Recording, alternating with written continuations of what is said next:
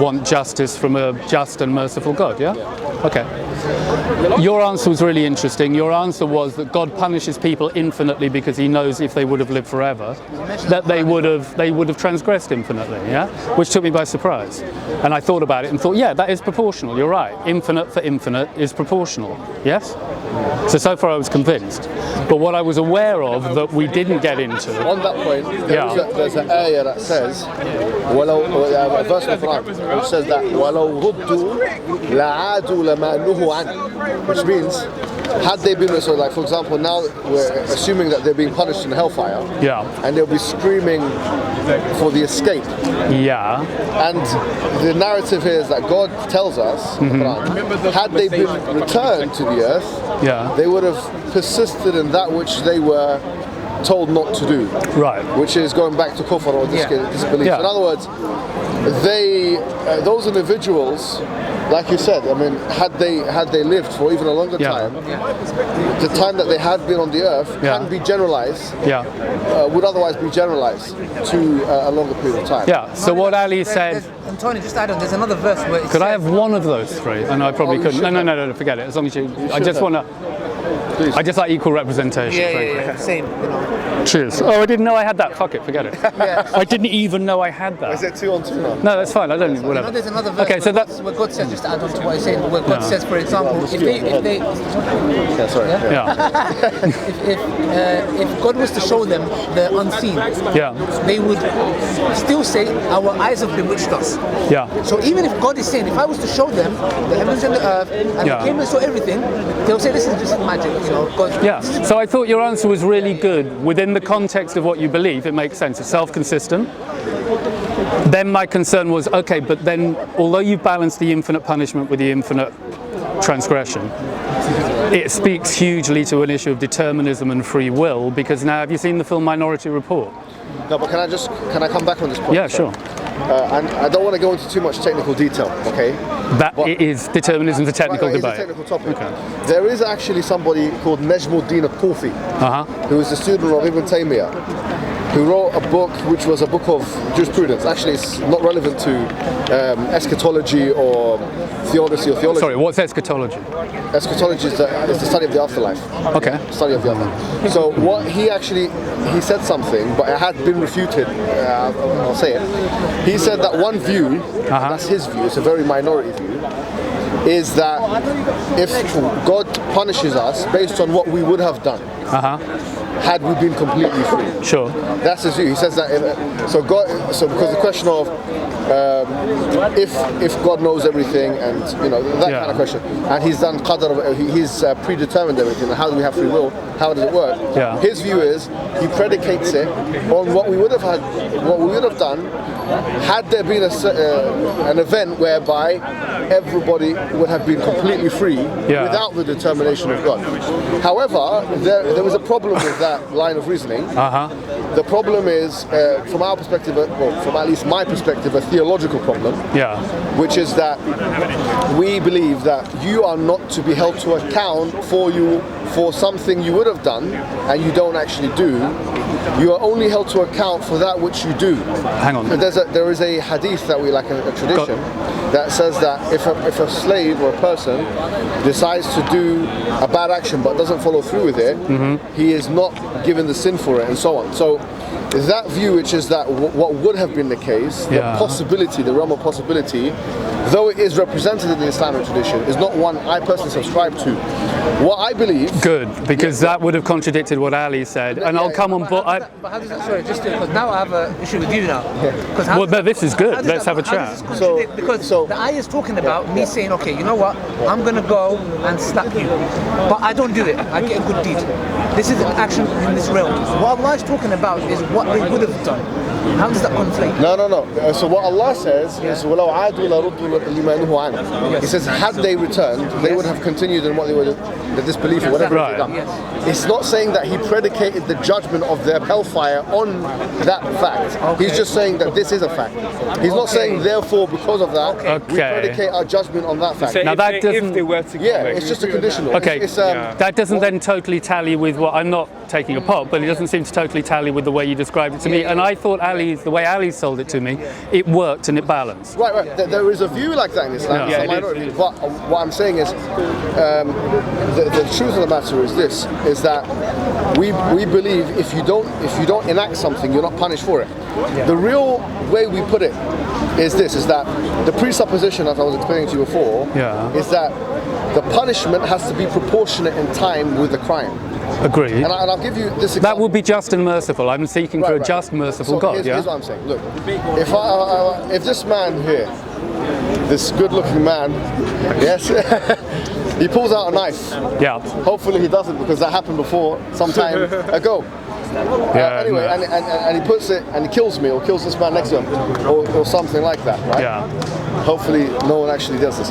But let's say someone does that. Now he kills me, I said this to you before. And then he's presented in a court of law, and then the judge says to him, okay, or the jury even, we're gonna decide on the appropriate punishment. And this man, strapping young man, he comes in front of the judge and he says, look, I want to be punished for exactly 1 second because the time I spent to kill this man was 1 second. Yeah. Therefore, the punishment should be 1 second because the crime took a second to commit. Now, someone will say, well, actually, that makes no sense because actually, the gravity of the crime, despite it being a second, was enormous. The enormity of the gravity of the crime was huge.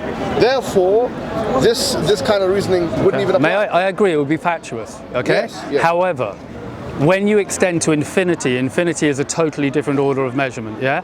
Now, I'm not suggesting that a 1 second crime should have a 1 second punishment. It should be, to an extent, consequentialist and proportional.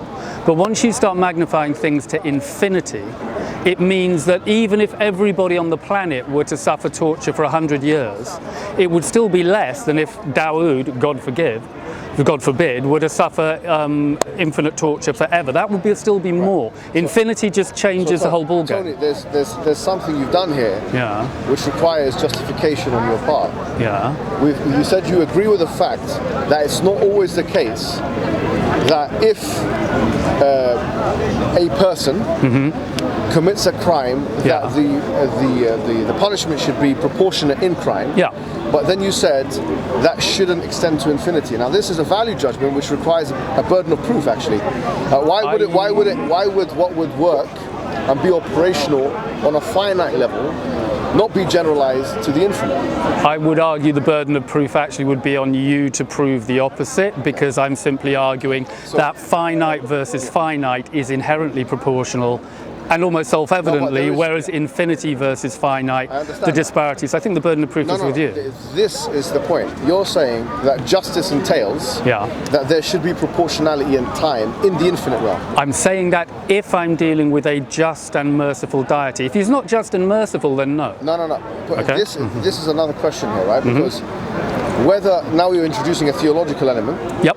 Because in our first example, there was no theological element. So it arose within the context of a theological discussion about a just and merciful God. That's right, but we do have a just and merciful God in the Islamic tradition. But not just and merciful God. We have a just and merciful and wise God. And there's many different attributes. So if we were to introduce 2 attributes, it would follow theologically that we should introduce all the attributes that I mentioned in the text. Do you see the point? Yeah, but it would have to be self-consistent to all of those attributes. So my one underlying principle is I seek self-consistency within a discipline and relative to other disciplines, So I think it's reasonable to look at any religion or ideology or human being and go, are they being self-consistent? And we all understand when people are not self-consistent. If somebody lies, or they're dishonest, or they're duplicitous, we all spot that instantly.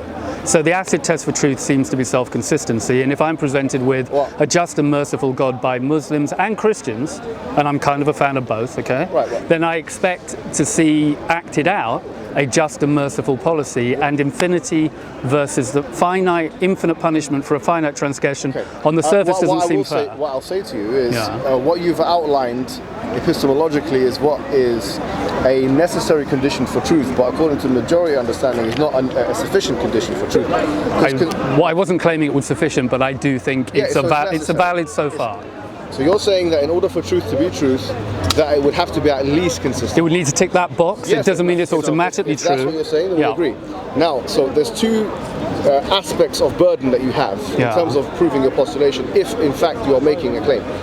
The first one would be that in the infinite realm, that punishment has to be proportionate in time. For example, had someone committed X crime in the finite realm, that should not, translate to Y punishment in the infinite realm. Yeah. This is a claim. You can't say. Yeah, no, I am making that claim. All right, great. So you would have to provide evidence for that claim. You see, I don't think the burden of proof is on me. It's definitely. I don't think you can shut down that. I think it's a natural human response. Yeah.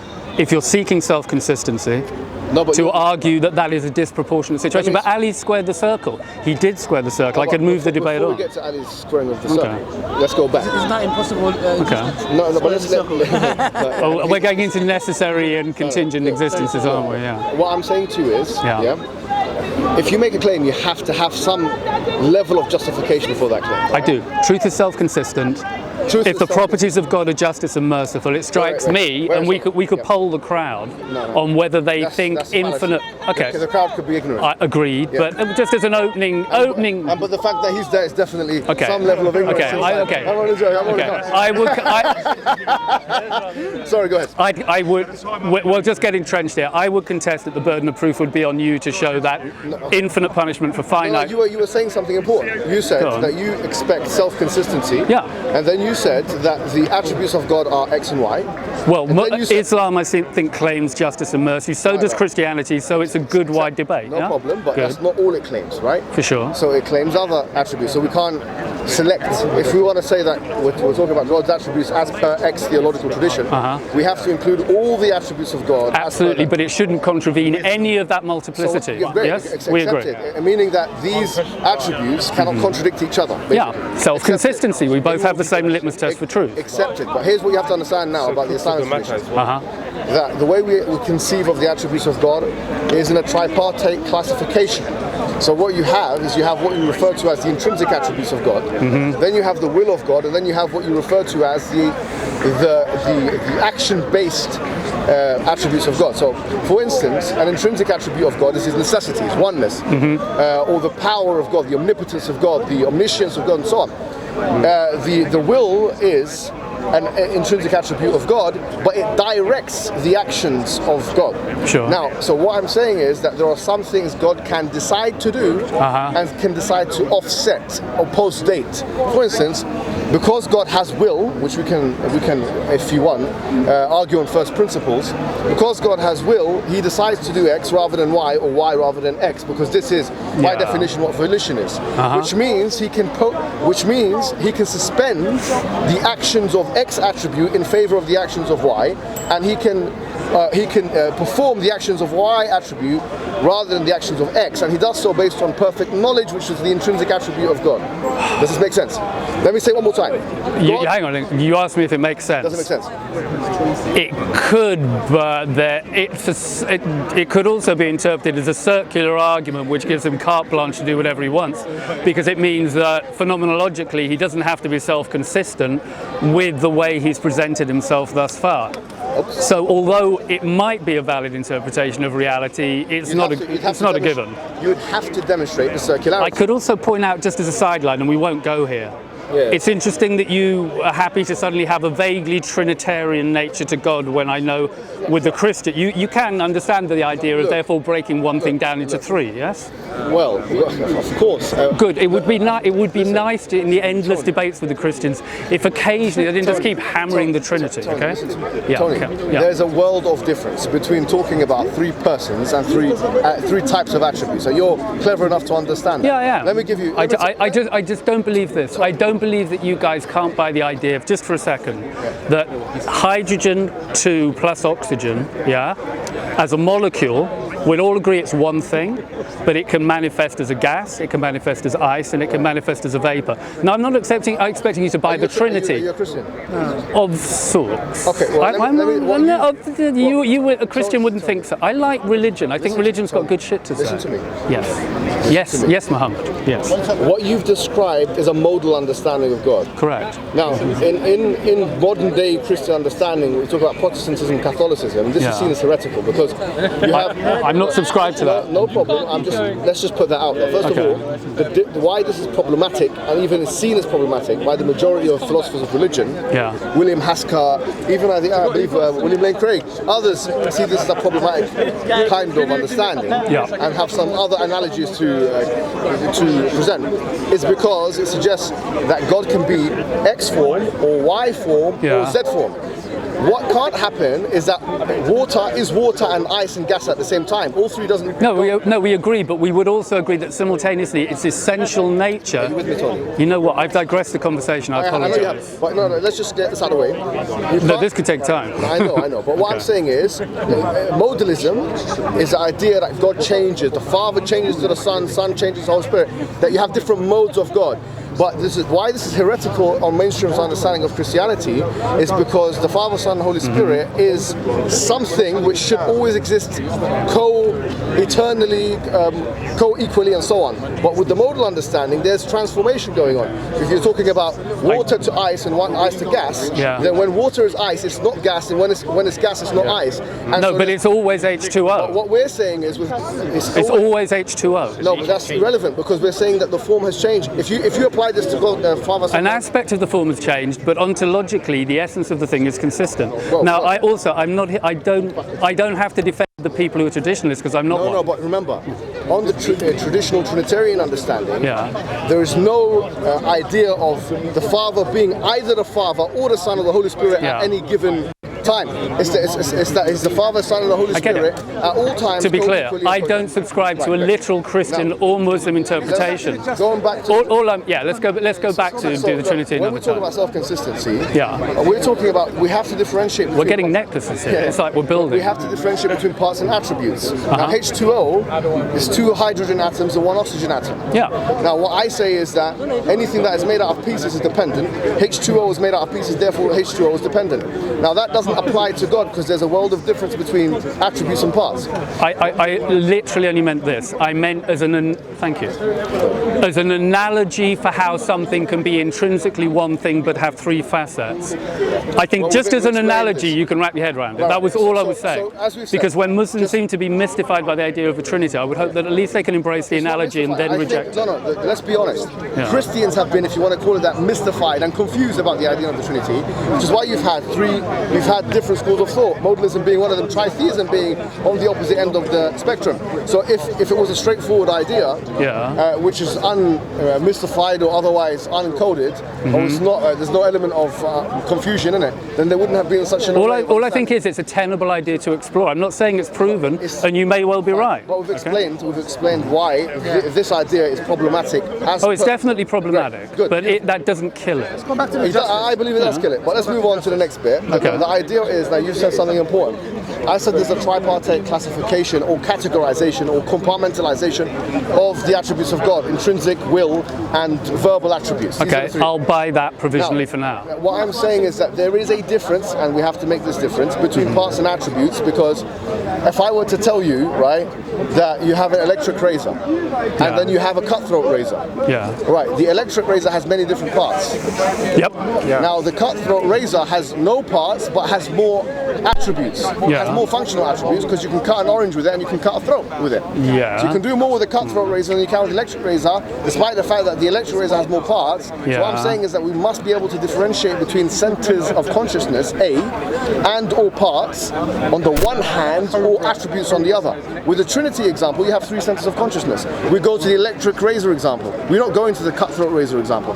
With the Islamic understanding is, we're going to the cutthroat razor example, we're saying God is not composed of pieces, and therefore we can, just because God is simple doesn't mean it doesn't have many attributes. Just like a cutthroat razor can do many things functionally. For the record, so hang on, can I just share a bit? Okay. For the record, I think monism, monistic religion, is the ideal way to go. You guys are very big on it. Congratulations.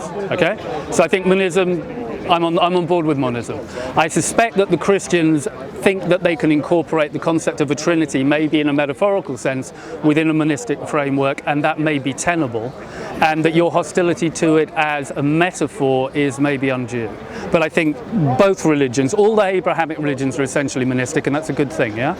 It's just a shame when so much time gets spent here constantly banging on about two particular things, where the Christians come at you guys about certain aspects of Muhammad. Yeah, I'd like to get. We should get. Sorry, it was my fault. It was my fault. No, but these are important preambles. Monism is something else. We can talk about this. Yeah, we can. And to what extent it can be interpreted within the Islamic framework, but that's a different discussion. Yeah. Let's talk about what you talked about today. Yeah. Now the question is, how can we establish? Because to say something is just or unjust requires a theory of justice. Yeah. Mine is that it's equivalent. It's balanced. Yeah. An eye for if you take an eye for an eye, a tooth for a tooth. Now, I don't believe in that, but the concept of live by the sword, die by the sword, in Christianity there are whole references, in Buddhism there are references to there being some equivalence of cause and effect, yeah? Now, I think that's common to most religions, and I expect that to be reflected in the justice system. Well, here's the problem, and this is the argument I make. It's called the argument from divine value, okay? Okay. I'm making this, I'll put this argument to you. I've said this before and before, but I'm going to say it again. You see this tree behind you right there, yeah? Tell them one more time. This tree behind you. Now, if I get this tree and I cut it up into little pieces, all right, it's a living tree, accepted. Now, you might think that's a reprehensible action. I don't know. Maybe you think it's okay, it's fine, depending on what the motivation is. Yeah. But now, if I get a small child from St. Mary's Hospital that's just been born, I feel differently. Yeah. And I cut that baby into little pieces, is it equivalent according to you, or is it different? No, because you're contravening the will of the child, whereas the tree hasn't got a will. Right, great. So what you've basically made is an attributional difference.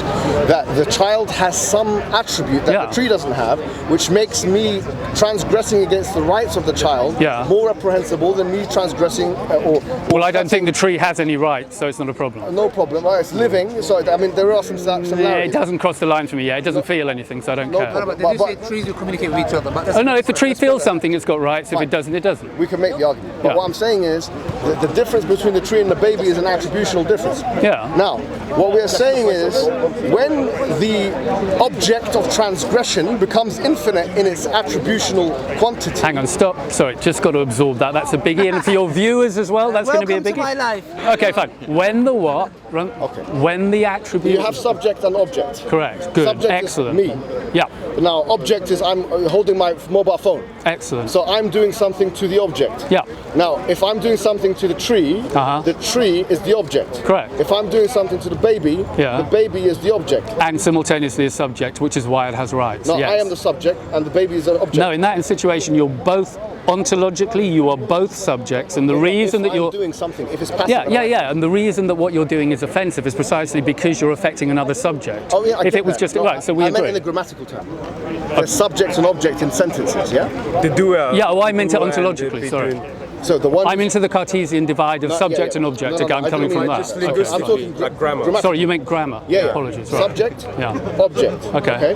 I cut the tree. I am the subject. That is the object. Apologies. Yes, you're right. It's grammatical. Sorry, I thought you were being Cartesian. No. That's what I mean by object. It's good that you asked. Okay. Now, if I am now we said the difference between the tree and the baby is attributional. That the baby has attribute, which is in this case will, and the tree doesn't have. Now I say, if that's the case, then the more of such attribute the object has, the more of a crime transgressing against the object is. And in this case, we say that God has an infinite level of, for example, power attribute, knowledge attribute, and so on. He's worthy of worship from our paradigm. And so transgressing against the ultimate in attributional quantity means that to you belongs the highest level of punishment. Because if I cut the tree into two pieces, I shouldn't be punished, I think you'd agree, in the same way if I cut the baby into two pieces. Because the object has more attribute. But with God, the attribute is so intense and is infinite in attributes, which means if I transgress against that object, which means I should be given the highest punishment even if it's for a little bit of time. The crime is done against infinite, the punishment is infinite. Can I just take this on board now, okay? Right, so the first conversation I had with Ali, I was surprised because I thought he balanced the two infinites, and I had to concede that, and I would have moved on to a discussion on determinism, because I think the negative overflowed to that. You've now hit me with a new thing, which I hadn't heard before, and I'm taking on board, right? And it seems to me, no offense, your argument is cogent, But it might also involve a little bit of circular sleight of hand, because what seems to be being said maybe is that effectively anything you do which contravenes God's law is an effect against an infinite being with infinite faculties, and therefore infinite punishment is appropriate. Now, I can see that as a cogent line of argument. I can also see maybe it's not such a cogent line of argument in terms of you've now got the circular framework in which you can argue that anything you do against God is an infinite transgression, whereas at least in a secular sense, and I know we would secularly agree that our view of fair play would be that the crime is against the individual baby, and not the baby isn't an infinite being, and therefore it should be. You get what I'm saying? Let me put it in a syllogism. Can I confirm that you understand my point? Let me put it in a syllogism for you and tell me where it's circular, right? Yeah. The higher the attributional value an object has, the more the punishment should be for the subject. You could argue that, and I wouldn't necessarily disagree. Great. I need to think about it, but go on. Two, yeah. God's attributional value is infinite. Therefore, yeah. Therefore. Yeah. Yeah. You've given. No. That's not right. That's not right. It should be the level of punishment of the object is concurrent. The subject is concurrent with the level of the attributional value of the object. The attributional value of the subject, of the object, of God is infinite. Therefore, the punishment should be infinite. Yeah, no, I get what you're saying, but what you're doing with that, and it may be legitimate or it may not, you're deflecting the focus of the sin. In the original example, sorry, Ali, if I don't mind. In the original example, I am, say, I don't want to stab Ali, that's such a bad analogy. Right, whatever, okay, By the way, you know he's not negating what I said. He's saying this is another. Well, yeah, but I'm interested in how it ties up. But if I commit a crime against Ali, then he is the object who doesn't have infinite qualities, and therefore that my punishment shouldn't be infinite, But you're arguing that the fact that I've sinned against Ali contravenes God's law, and because God is infinite, therefore anything I do, even if it's a finite transgression, automatically should have infinite repercussions, yes? No. What you've done there is different. Well, then I've misquoted No, you. because the subject here is not God, directly. Yeah, I'm the subject, I'm the sinner. Sorry, the object is not God. Because when we say the object, what necessitates an eternity of punishment in the hellfire is not you going against a being with finite quantity. Infinite. With finite qualities like Ali. Yeah, I did, because that wouldn't work. If you work. go against him, you wouldn't go to hell forever. That doesn't work like that. Yeah, right. You only go to hell forever when you commit shirk, which is associating partners with God, or you commit kufr, which is denying God in the first place is worthy of worship, for example, right? Yeah. Now what I'm saying is, in those two examples, the direct object of transgression is God, but not just in the sense that you're going against his law. He is actually the object of inappropriate. Whoa. So let me tell you how, right? So hang on, just to be clear. Yeah. So you're saying, it's prima facie, it seemed to me you were saying that because you contravene his law, and you're not just saying that, but you are saying that. No, not the law. No. So it's not because I contradict his law? Nothing to do with the law here. Go on. The law wasn't actually made. Even in the syllogism I said, I never said the word law. Okay. When I say going against, right? Yeah. So inappropriacy, because in the Arabic, dhulm, which means oppression, is basically inappropriacy. Inappropriacy is what our shaykh fi ghayri makanihi sahih, putting something in other than its appropriate place. That's literally what dhulm or oppression means. So our theory of justice is inappropriacy. The more inappropriate you are, the more oppressive you are. So how are you inappropriate with God? You're inappropriate where you redirect the worship you owe God to other than God. And that is what I mean by when you're transgressing against the object. You're transgressing against the object in so much as so this God with infinite whatever it may be, knowledge, power and so on, you are redirecting the veneration and worship you should have with that God to something with limited of those variables, X, Y, Z variables, and that inappropriacy deserves an infinite punishment because there's an infinite gap there, if you like. Okay, now it sounds to me like you're describing the sin of idolatry and it would work for that. Yes, only that. Okay, but the sin of me, the sin of me hurting the baby is not a sin of idolatry. Exactly. It's a sin against the baby. So we would say that baby, hurting the baby, killing the baby, anything that does not by itself mean that you'll spend the hellfire all time in the hellfire forever. Oh, good. Yes. Okay, I didn't. So you don't believe in? It's just polytheism, and it's just kufr, or it's disbelief that guarantees you the eternity. Nothing else guarantees. So then maybe. So it's only idolatry and offence against God on a more personal level, which gives you infinite punishment. Or disbelief in Him as worthy of worship and redirecting that worship to someone else. Hang on, hold it. Sorry, disbelief in Him. Now I would take, if I disbelieve in your particular representation of God, which may be accurate or may not, I consider that what I've done there is make a finite choice with finite faculties, and therefore it's a finite transgression. No, but if you are redirecting your veneration and worship, which is the appropriate action you should have with the all-knowing necessary being, the independent one, if you redirect that action to something which is dependent and finite and contingent and so on,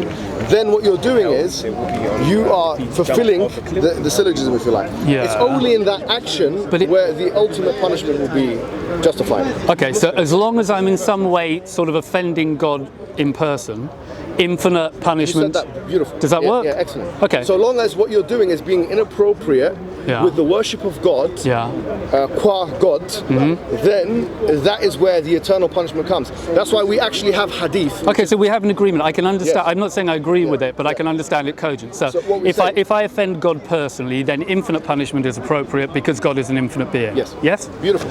Excellent. Okay. No, but do you know what I say? On this point, that's why there is actually a saying of the Prophet that anyone with even an atom's weight of iman, which basically means faith in their heart, will not spend their entire time in the hellfire, even an atom's weight. Okay, great. Right. Now I didn't know this. I assumed that you believed in infinite punishment in hell.